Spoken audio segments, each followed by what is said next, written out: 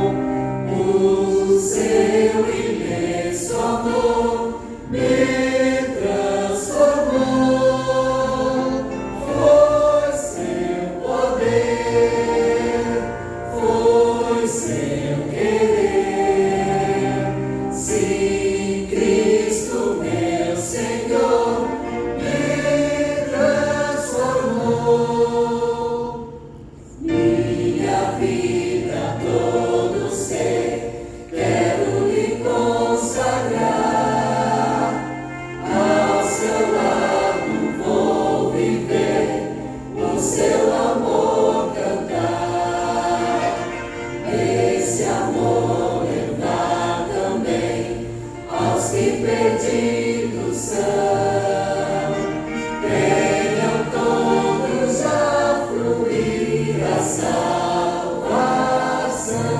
Só as mulheres, hein?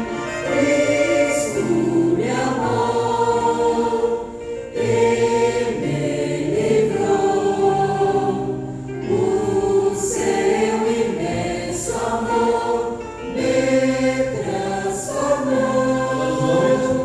Foi seu poder, foi seu querer, sim, Cristo meu Senhor me transformou.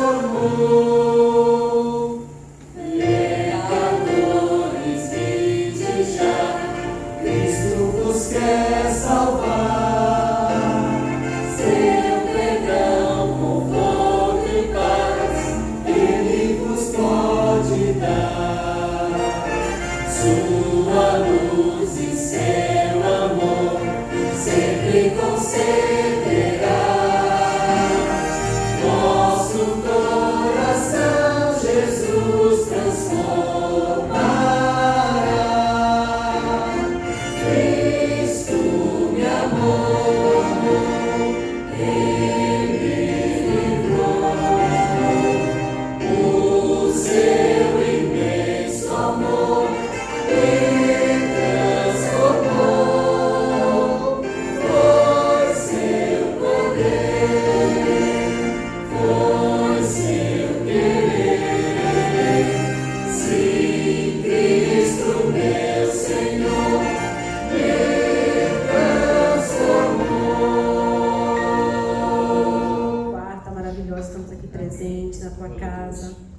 Obrigada, Senhor, pelo privilégio que o Senhor nos concede a cada dia. Que o Senhor possa estar conosco neste momento, que o Espírito Santo se faça presente, que Ele possa estar aqui feliz, né? Agradecidos estamos por Ele estar aqui conosco. Nesse momento eu te entrego, meu Deus, cada pedido, cada agradecimento, que o Senhor possa estar com o pregador da noite, Por favor. que ele possa estar se enchendo do poder do Espírito Santo, tudo que ele venha falar, será para repreensão, para amor, que possamos pegar com o coração, Amém. porque a tua palavra diz que tudo que sai da boca daquele que é usado pelo Espírito Santo é para a salvação. Amém. Então, em nome de Jesus, te agradeço por isso, desde já. Obrigada, em nome de Jesus. Boa noite, irmãos. Boa noite, irmão. Boa noite também aos irmãos que estão nos acompanhando pelo YouTube, né? Que eles se sintam confortados também nessa quarta-feira. Amém. Como eu vou deter o microfone por alguns minutos, então deixei de falar o meu pedido agora. Bom, meu nome é Oduvaldo, eu sou membro lá da igreja de Santo Amaro. Prazer estar aqui com vocês. Mas eu queria pedir uma oração especial para vocês, na hora que vocês estiverem em suas casas, que lembrem-se do Luiz Felipe. O Luiz Felipe é filho do nosso irmão Felipe e Aline. Ele está no hospital. A última informação que eu tenho é que ele estava em estado grave no hospital e que precisa de oração. Então eu estou reformulando também que vocês, na hora que estiverem em casa, que se lembrem do Luiz Felipe, o Lulu, vai? É mais fácil falar do Lulu. Ele está precisando da ajuda de Deus e Deus pede que nós façamos os nossos pleitos e que sejamos também misericordiosos com o Lulu também, né? Bem, é bom estar aqui com vocês, né? Nessa quarta, vamos carregar as baterias, né? Estamos no meio da semana, é sempre bom a gente estar na igreja no meio da semana para reavivar os nossos contatos com Deus, né? Apesar de que nós fazemos esse reavivamento em casa, né? Quando nós viemos aqui, apenas nós nos regozijamos de estar na casa do nosso Deus. Por quê? Porque aqui é o melhor lugar do mundo. Não tem outro lugar do mundo melhor do que estar na igreja. Esse é o melhor lugar. É aqui que nós nos confraternizamos, encontramos os nossos irmãos e reencontramos o nosso Deus, né? É muito bom realmente estar aqui, porque o mundo aí fora não está bom. O mundo afora aí não está bom para cristão. É luta, é crimes, é desavenças, é injustiças. Então, para um cristão viver nesse mundo aqui, ele tem que ter muito contato com Deus, muita comunhão com Deus, porque esse mundo aí fora está perigoso para nós, principalmente nós cristãos. Bem, eu exatamente há 2 semanas eu estava numa igreja adventista hispânica lá em Los Angeles, lá na Califórnia. Eu estava acompanhado de um casal. Esse casal, ele não é católico, também não é evangélico. Eles são assim: de manhã eles vão numa igreja, no domingo eles vão numa igreja de manhã no domingo, e à noite eles vão numa outra igreja. Então eles estão com a cabeça muito confusa, né? Então, como era quarta-feira, eu falei: vocês vão comigo na minha igreja? Vocês vão conhecer a minha igreja. Eles não conheciam até então. Apesar de que eu já tinha ido com eles na igreja no sábado. Nós estávamos lá em Orlando. Eu fui na igreja nossa lá de Orlando. Eles presenciaram o culto, foi um culto muito bonito. E aí eu falei: bom, vamos na igreja também de quarta-feira. Só que eu avisei: olha, vocês vão encontrar muito pouca gente na igreja. Eu avisei.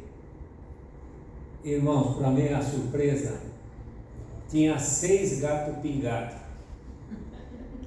E nós éramos 50% da igreja. Ou seja, acho que depois de uns 10, 15 minutos, apareceu mais um casal. Então, fez 8 pessoas na igreja. Mas foi um culto legal, foi um culto em espanhol.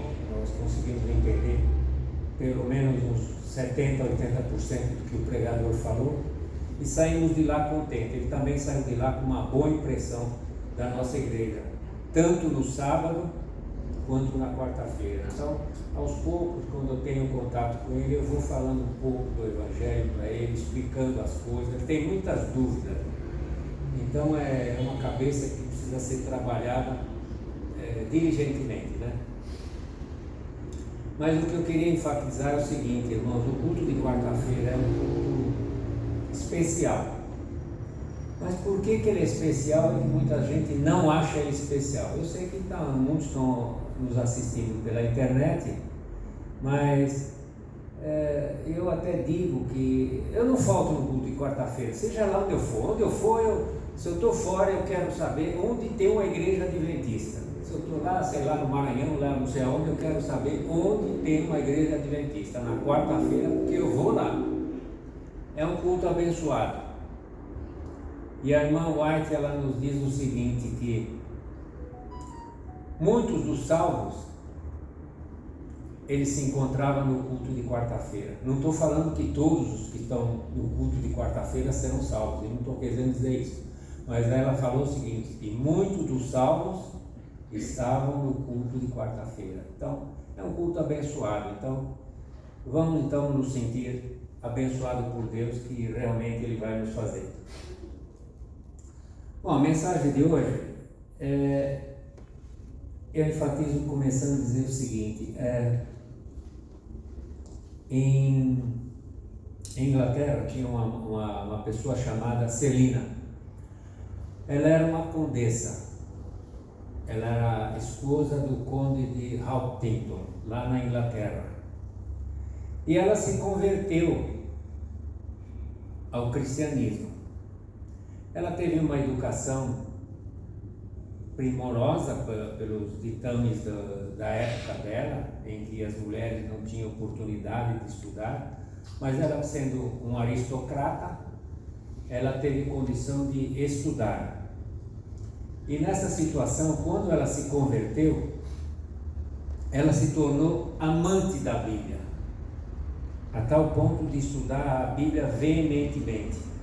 Eu até lembro nesse momento, falando sobre isso, eu me lembro do Leandro Quadros. Eu conheço o Leandro Quadros pessoalmente.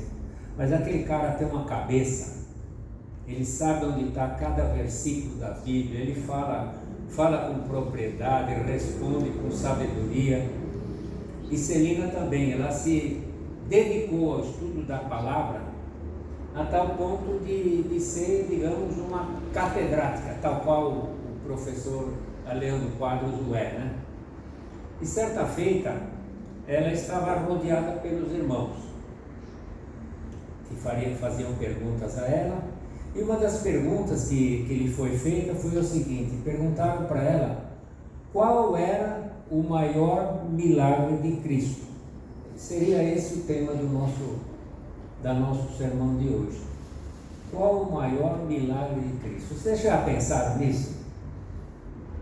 Acho que a gente, quando lê a Bíblia, a gente se maravilha, principalmente se lê aquele livro, Parábolas de Jesus. Nossa, você vê tantos milagres que foram feitos ali também, relatado pela irmã White. E ela respondeu assim: bom, mas ela pensou um momento e falou: será que foi a cura dos 10 leprosos? Será que foi Jesus alimentar 5.000 pessoas? Ou será que foi Jesus andar sobre as águas? Ela meneou a cabeça assim e não concordou com as possibilidades que ela dera. Aí ela lembrou de Betânia, quando Cristo falou assim: Lázaro, sai para fora. Talvez o ressurgimento de Lázaro, né? Ressuscitar o Lázaro. Mas ela falou: não é esse. E finalmente ela arrematou. Ela falou: o maior milagre de Cristo se encontra no capítulo 8 de João. Não vou ler o capítulo 8 para nós ganharmos tempo. Eu vou tentar fazer uma explanação breve para nós sairmos daqui, dou uma mensagem para vocês e nós vamos para casa. Eu tenho por pressuposto que quarta-feira é dia de trabalho, vocês estão cansados, querem ouvir a palavra, mas precisam de descanso. No capítulo 8, nós encontramos o relato da mulher adúltera. E esse relato, ele nos leva a entender o seguinte: os fariseus e os líderes religiosos da época, eles odiavam Cristo, né? Simplesmente odiavam Cristo e queriam ver Cristo o mais rápido possível fora do alcance deles. Por quê? Porque eles se sentiam ameaçados pela figura de Jesus. Jesus até, em outras ocasiões, o povo queria até fazer o rei, né? Então eles temiam isso, eles temiam que o povo se rebelasse e os romanos ficassem sabendo e eles perderiam o controle da nação. Então Cristo era uma pedra no sapato daqueles religiosos, daqueles pessoas todas ali que frequentavam o Sinédrio, principalmente, né? Então, o que aconteceu nesse relato de João? A própria irmã White, ela nos fala que essa mulher realmente ela era adúltera. Mas provavelmente esses homens, eles armaram uma cilada a tal ponto de, digamos, programar ela estar num determinado local e praticando adultério. Por quê? Eles determinaram aquele dia, aquela hora em que Cristo estaria por ali.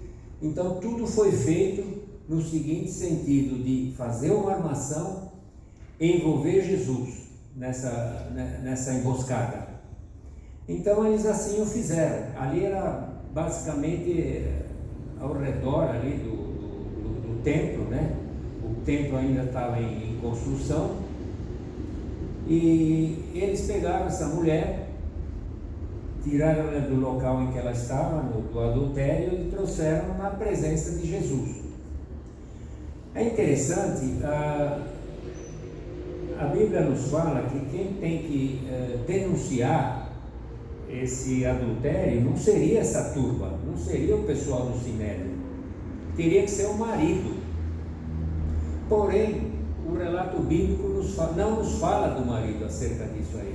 Ele seria a parte mais ofendida de toda a história. Mas aquela turba tinha preparado tudo, nem se preocupando com o contexto da legalidade que o assunto envolvia. Muito bem, trouxeram-me à presença de Jesus, né? Aquela mulher seminua. Imaginem vocês naquela situação. Eu imagino o seguinte: o pátio do templo em construção. Eles trouxeram provavelmente aquela mulher arrastada pelo braço, provavelmente empurraram ela para o chão, provavelmente a coitada ficou no chão, chorando, envergonhada, semi-despida, numa situação terrível. Embora ela sendo uma pecadora, ela estava numa situação terrível, uma situação muito caótica, realmente injuriada ela foi naquele momento. E trouxeram-na ali. E aí chegaram para Jesus e começaram a envolver Jesus na situação. Mestre, a lei de Moisés nos fala que tal pessoa, essa mulher foi pega em adultério. E a lei de Moisés determina que ela seja apedrejada. Realmente, naquela circunstância, naquele cenário, as pedras prevaleciam ali no pátio do templo. Era um cenário próprio para um apedrejamento. Não tinha por onde escapar. Ela era adúltera, eles estavam condenando a mulher e apenas precisavam de um sim de Jesus. Bom, eles falaram para Jesus, mas Jesus não lhes deu atenção. Jesus estava abaixado, de cabeça baixa, talvez naquele momento orando a Deus também, né? Nesses momentos difíceis também, muitas vezes que nós nos encontramos, às vezes cabisbaixo, numa situação, seja lá onde for, que possa ser um lugar, na rua, talvez uma dificuldade, no hospital, numa situação de doença, num velório. Então, quando nós nos sentimos assim, fechados em nós mesmos, a saída é a oração. É nesse momento que Deus nos atende, é nesse momento que nós fazemos um conduto direto a Deus. E foi assim, Cristo continuava ali. Eles não se conformavam, eles já tinham dado a instrução. O que o senhor acha, mestre? Moisés disse que teria que ser feito assim. Qual é a sua opinião? O que o senhor vai falar sobre isso? E Jesus estava simplesmente ignorando aqueles homens. Se eles não fossem tão duros de coração, talvez eles considerassem alguma piedade para aquela mulher. Cristo já havia se apiedado dela naquele momento, pela situação delicada que ela se encontrava naquele momento. E Cristo continua ali. Jesus estava escrevendo com o dedo na areia, e aquilo estava incomodando aqueles homens todos. Talvez Jesus estivesse escrevendo aí orgulho, lascívia, intolerância, maldade. Talvez ele estivesse escrevendo todos os pecados daquela turba que se reunia. Jesus estava escrevendo no chão os pecados daqueles homens, e isso estava incomodando eles.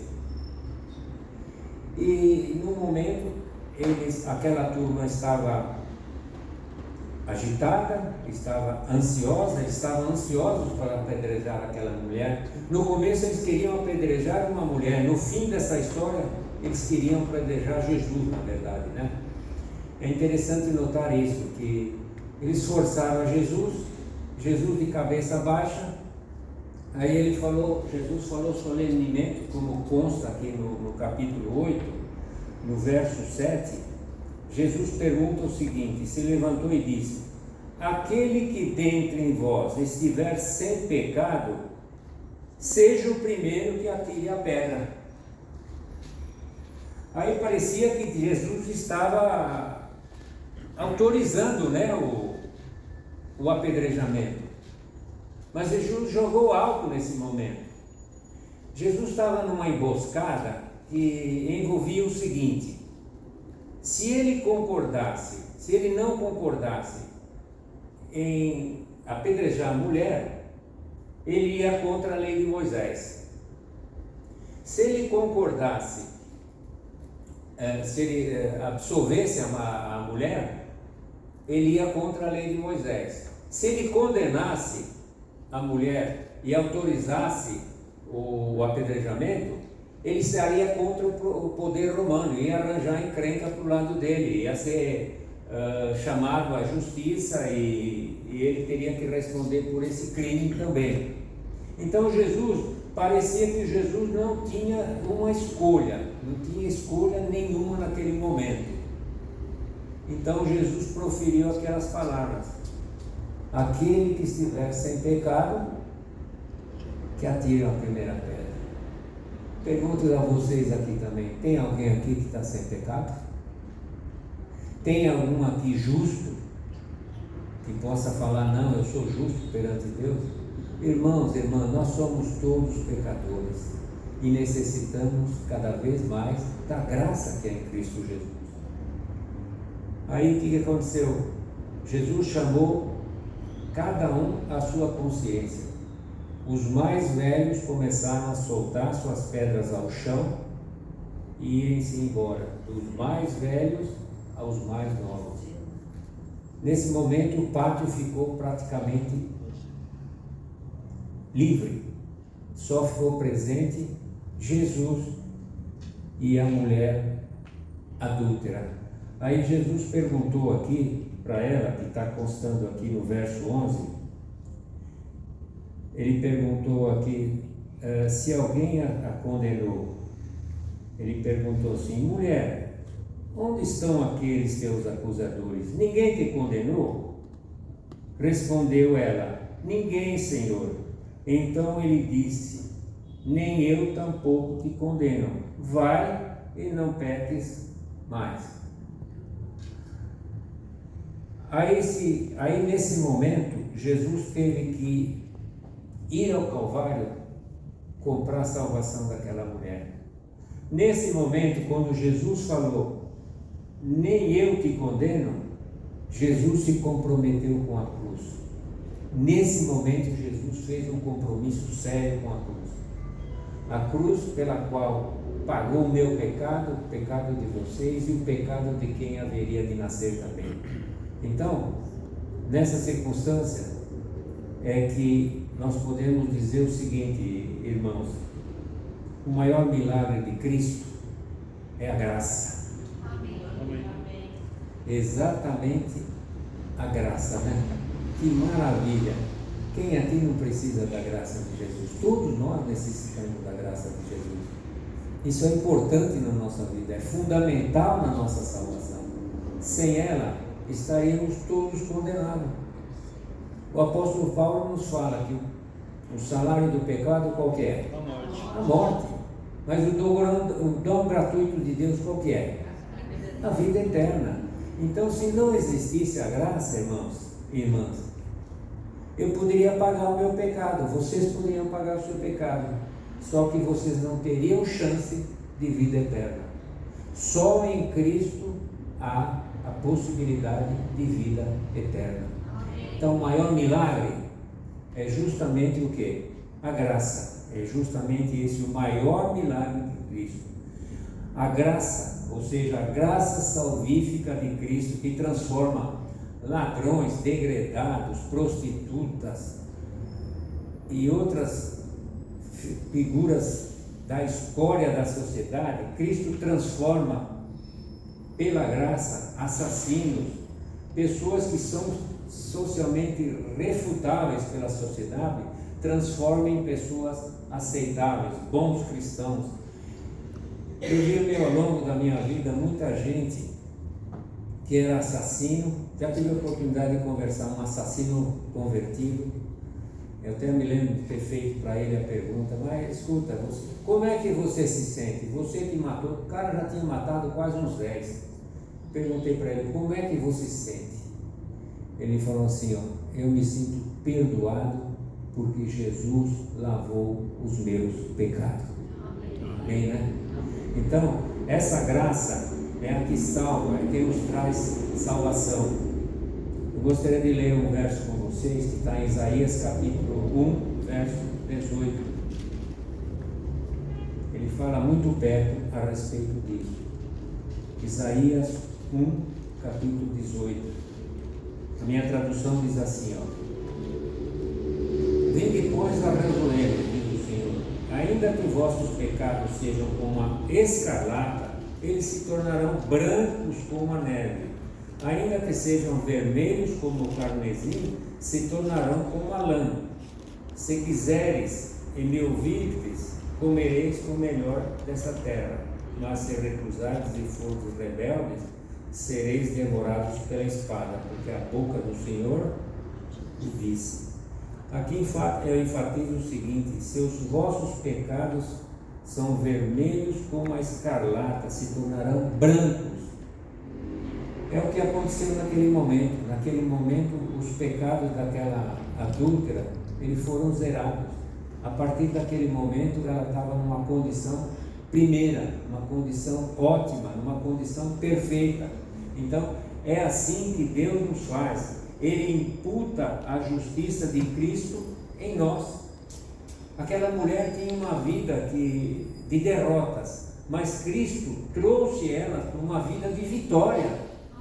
Assim como nós, irmãos, não somos muito melhores do que aquela adúltera lá. Nós estávamos perdidos quando antes não tivéssemos aceitado Cristo. Mas Cristo tirou-nos da lama e nos colocou em cima do quê? Da rocha firme. Então, é isso que a graça de Jesus faz em cada um de nós, meus queridos. Eu queria enfatizar outro ponto aqui, que consta no Salmo 40, verso 12. Salmos 40, verso 12, é um salmo de Davi. A minha tradução fala o seguinte: não tem conta os males que me cercam, as minhas iniquidades me alcançaram. Tantas que me impedem a vista, são mais numerosas que os cabelos da minha cabeça, e o coração me desfalece. Então, Davi aqui, ele tinha, digamos, consciência de que ele era um pecador, assim como nós, e que ele tinha consciência que ele necessitava da graça de Deus. Por isso o apóstolo Paulo, eu convido vocês a ler comigo mais um verso. É o verso que se encontra em Hebreus capítulo 4, verso 16. Hebreus 4, 16.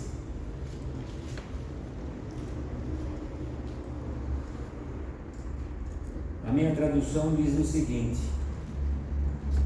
acheguemo-nos, portanto, confiadamente junto ao trono da graça, a fim de recebermos misericórdia e acharmos graça para o socorro em ocasião oportuna.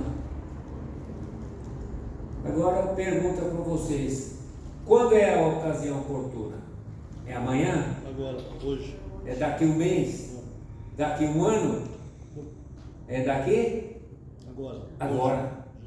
A verdade é o seguinte: todos os dias nós precisamos de uma porção de graça. Não é só daqui um mês, daqui uma semana, é todos os dias, irmão.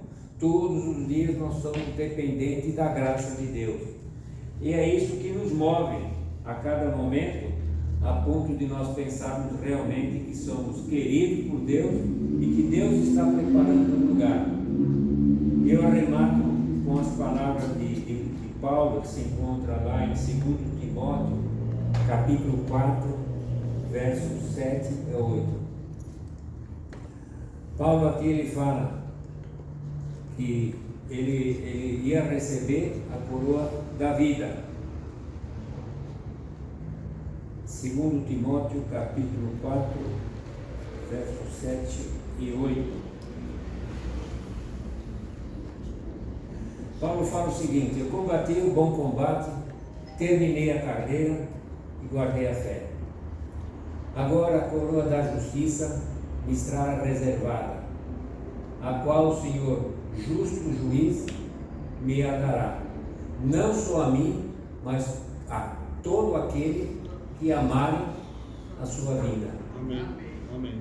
Irmãos, eu fico com vocês com esse verso aqui, que nós estamos nos preparando, e Paulo tinha a certeza de que ele ia receber a coroa da vida. Nós também temos uma certeza que Jesus vai voltar e vai nos levar naquele bendito dia para o céu. Amém. E lá nós receberemos a coroa da vida, que é o nosso prêmio maior que possamos almejar nessa vida. Feche os seus olhos agora, por favor. Eterno Deus, bom Pai que estás nos céus, a nossa gratidão porque encontramos guarida na Tua Palavra, nós encontramos graça que o Senhor nos franquia a cada dia. Amém. Da mesma forma com que Jesus presenteou aquela mulher que havia cometido o adultério, Ele a abençoou, Ele a restaurou e ela trouxe para uma nova vida, para uma vida vitoriosa em Cristo Jesus. Amém. Nós queremos pedir que essa mesma graça que inundou aquela criatura, que ela seja estendida para nós todos os dias da nossa vida. Amém. Nós somos pecadores, precisamos cada vez mais que o Senhor nos forneça a Tua graça, misericórdia, e nos dê sempre a certeza da salvação que há em Cristo Jesus. Pai Santo, prepara-nos para o Teu reino. É o que nós te pedimos, agradecido, com o perdão dos nossos muitos pecados, em nome do Senhor Jesus. Amém.